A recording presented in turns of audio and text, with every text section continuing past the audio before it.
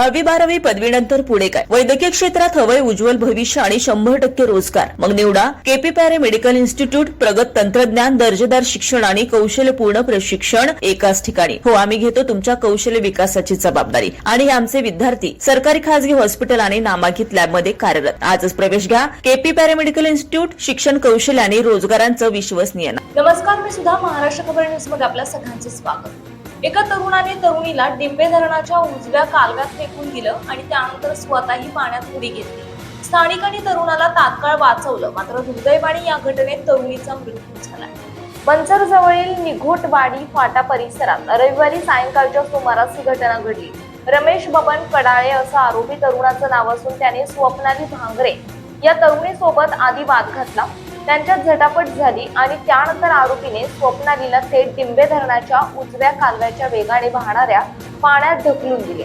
स्वप्नालीला पाण्यात ढकलल्यानंतर आरोपी रमेशने स्वतः पाण्यात उडी मारली. हा सर्व प्रकार तिथल्या स्थानिक नागरिकांच्या लक्षात आला. त्यांनी तातडीने धाव घेत आरोपी रमेश कडाळेला पाण्यातून सुखरूप बाहेर काढले.